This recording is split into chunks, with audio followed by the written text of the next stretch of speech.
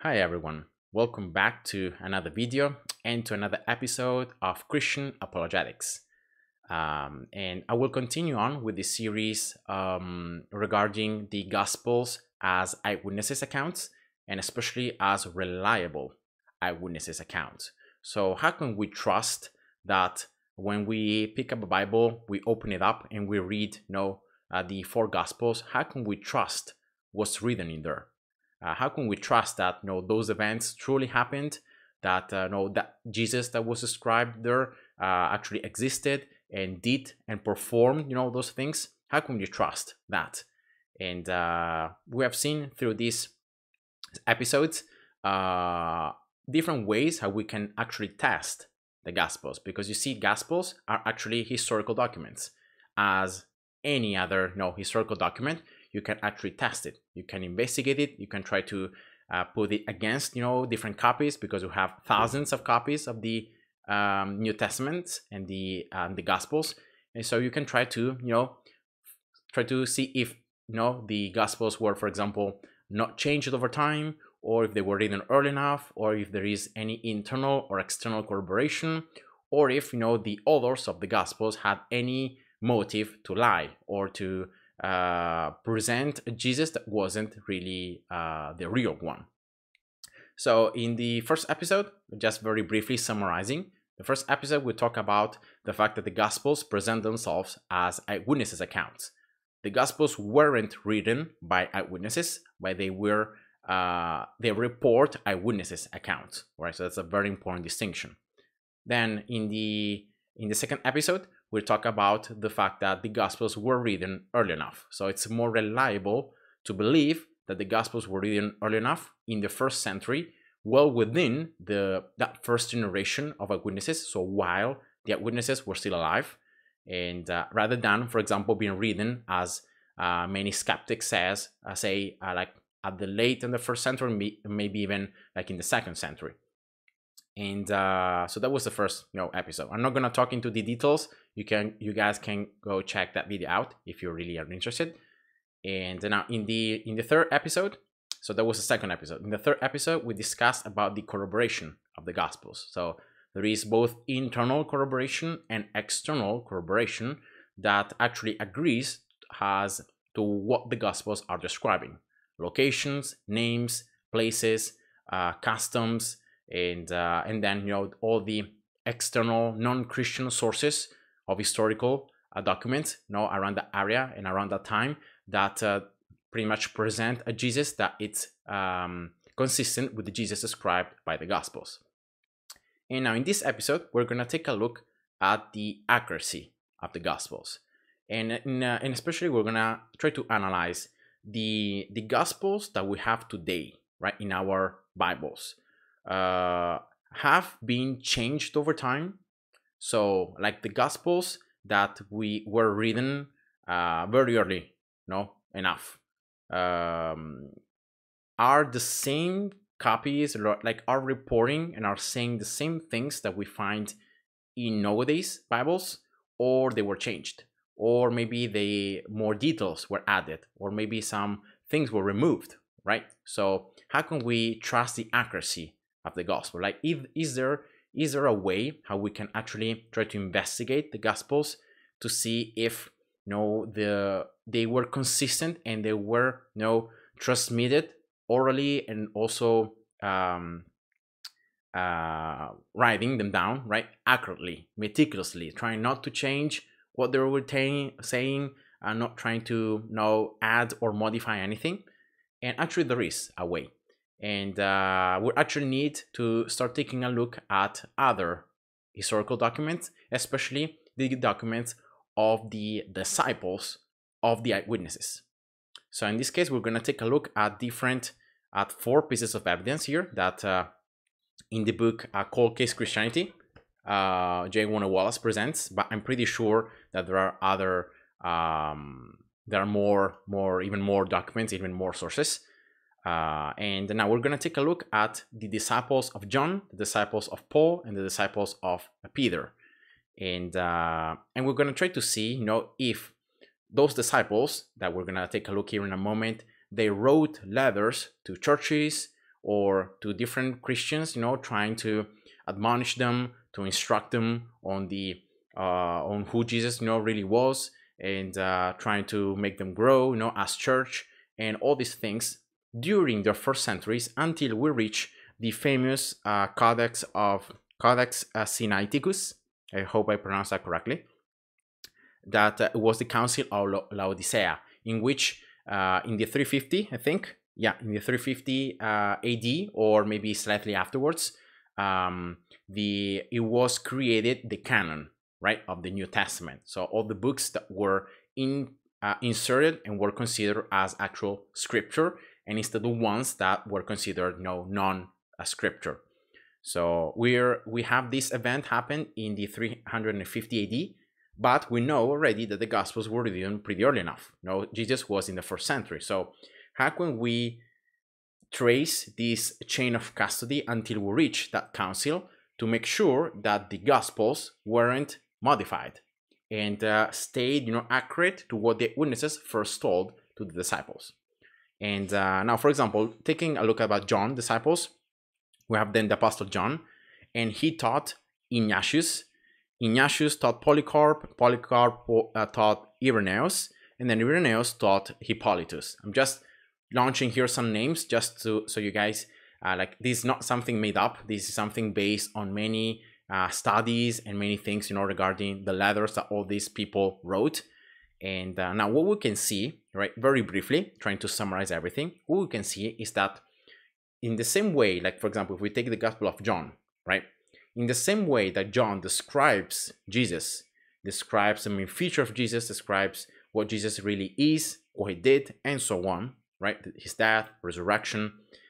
In the same way, we can see that the disciples of John stayed true to that description of John in the Gospels. So they didn't change Jesus, they didn't add new attributes to Jesus, or they didn't remove things from Jesus. They stayed consistent, and they on the letters, for example, on the letters of Ignatius to Polycarp, we can find a lot of details regarding Jesus that are consistent with what John tells us in his gospel. And then we move on. So we imagine we have John right here, right, in the timeline. And so now we move to Ignatius, and then we move to Polycarp, and then we move. So we're getting closer and closer to that 350 AD.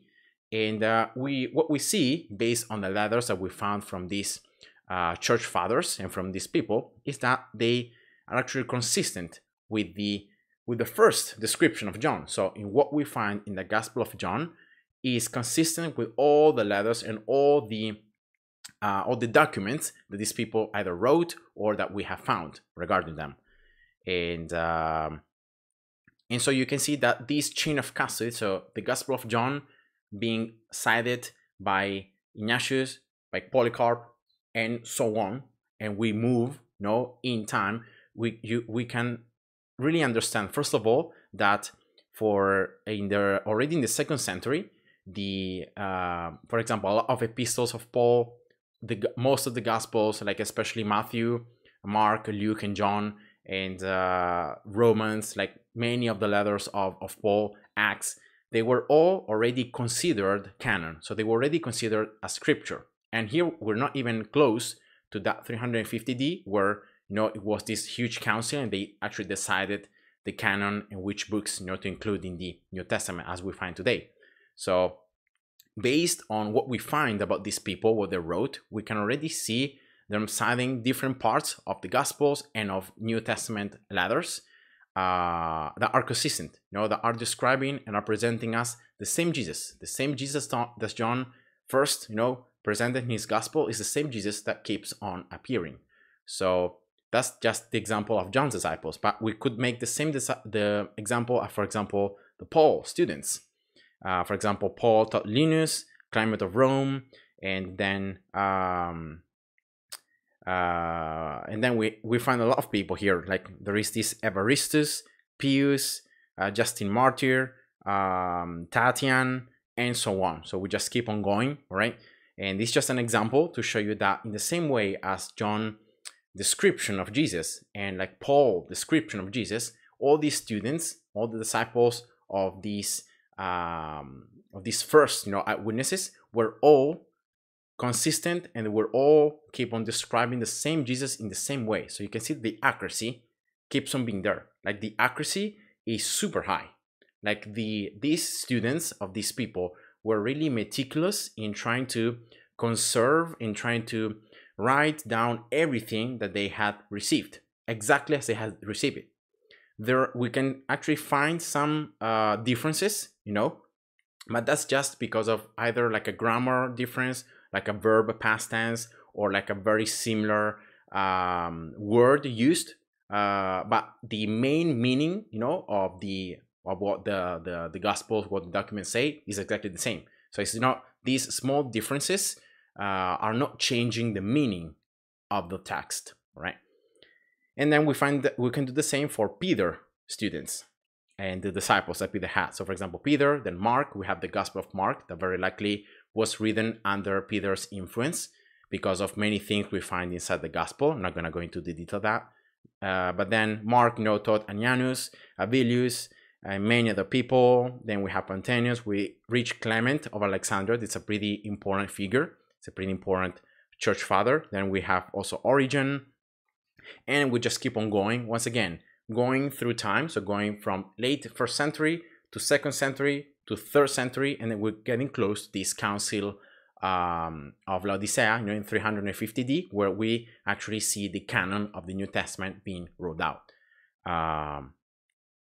Here James Warner Wallace makes a very interesting comment. He says that even if we would exclude all if we wouldn't have any of the Gospels, if we wouldn't have any of the letters of Paul, and we wouldn't have the Gospel of Mark, just from Ignatius, Polycarp, and Clement, we can reconstruct pretty much the whole image of Jesus, like who Jesus was, that he was the Son of God, that he performed miracles, that he was crucified, that he resurrected, that he was a great teacher, he was very wise, and so on. Like we keep on adding details regarding Jesus, his deity, what he really was, the fact that we can be saved through him, and we just keep on going details. So even if we would exclude all the Gospels, all the letters of Paul, and we only would have the letters from these students of like John, Paul, and so on, we would still have a very clear image of who Jesus was and who he did and what he represents, to us. So it's incredible, right? And now another thing that is pretty important is that at that time, the witnesses, right? They clearly understood the importance, of what they had seen through Jesus, and that it was important to write those things down, right? To keep them as a record for future generations. And that's why, all the accounts and all the students, that's why they were so precise and so accurate in trying to describe and to not distort anything, regarding the story, trying to just keep it as clear as possible through generations. And the copies, the scribes were meticulous. I don't know if you have heard about the Masoretes, that were trained scribes, that did everything super perfectly, and up to a 95%. I've seen here up to a 95% accuracy, and that small 5% that we see that is not entirely accurate is either, as I said before, grammatical differences, or for like clarity ideas. For example, just adding a small word at the end of the sentence just to make it more clear, what it was meaning. But as I said before, nothing of these small differences, changes the meaning of the text. And now the real question becomes, why then so many people still are skeptic or still don't believe about the fact that the Gospels were preserved during time and they weren't changed, details weren't added, and so on. And now the first kind of objection there is the fact that all these people, for example, especially Ignatius, Polycarp, Clement, they didn't quote exactly Bible verses, so verses from the scripture, right, from the Gospels.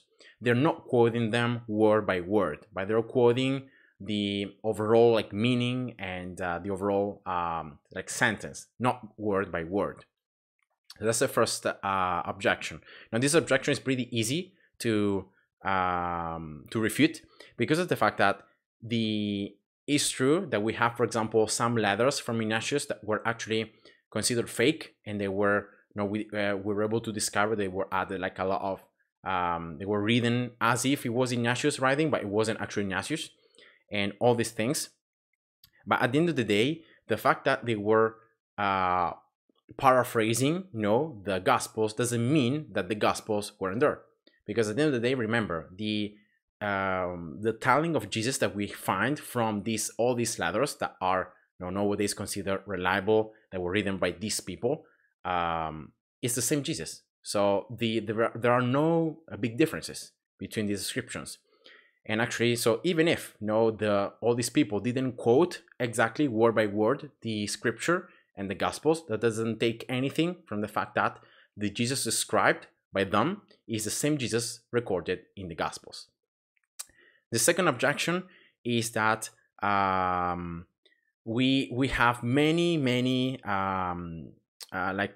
copies of the New Testament that now we know that are false, that were written early, like a lot of time later, or that underwent a huge amount of corruption, so a lot of changes inside the text.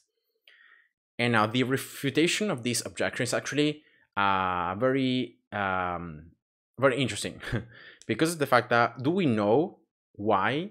We know for certainty, and it's very easy for historians to pinpoint which are the, for example, differences and which are the corruptions of the text. So why are they so easy to spot? And the answer is because we have thousands of copies of the New Testament. We have so many copies that we can right away compare, like the maybe newer copies, right, that are found. We can already compare them with thousands of other copies, and we can clearly see, wait, this text is clearly saying something completely different from all the other copies that we have, and therefore it must be false. So this must be a corrupted text, and so that's how we are able to, with so much ease, historians are able to pinpoint and to understand which are the corruptions, if they find any, right? And that's because of the fact we have so many documents, like so many texts about the Gospels, that we can just very easily compare one another, and we can right away understand which one is very, very different, significantly different from the others. And that's of course a good thing. And once again, a third objection that sometimes is thrown is the fact that there are biblical narratives that are different from one another. And in this case, for example, the answer is very simple: the fact that we should expect the biblical narratives to be different from one gospel to the other, because they are accounts of different eyewitnesses. And eyewitnesses accounts are always different from one another, even when they are experiencing and seeing the same event. That's because of the fact that each of our experiences, our perspectives, our knowledge about things, is gonna affect how we remember and what we remember. So that's why these differences, should be expected if the Gospels are reliable eyewitnesses accounts, and that's exactly what we find. So that's why this is not a problem. And therefore, having considered both the objections and both the evidence, this piece of evidence again that go in favor, of the accuracy of the Gospels, we can conclude that the most reasonable conclusion is the fact that the Gospels are accurate. The Gospels we have today were written from other texts that were copied very, very precisely, accurately, that weren't changed over time, that are consistent with the first Gospels that we have, right, are consistent throughout all these centuries that have occurred. So this just is another test that the Gospels pass. And so we have passed 3 of the 4 tests that we're gonna take a look and we're gonna investigate about the Gospels.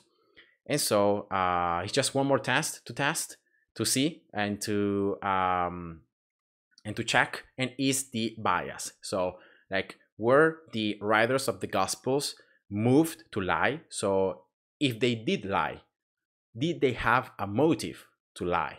Like, were they gaining something by making up all this stuff, right? By adding miraculous things regarding Jesus, right? Or by inventing all the story about his resurrection. Were they gaining something? Were they gaining either power or no? Were they gaining something in doing so or not? And we're gonna just take a look, a deeper look at that in the next episode. So once again, thanks for watching. God bless you and see ya. Bye bye.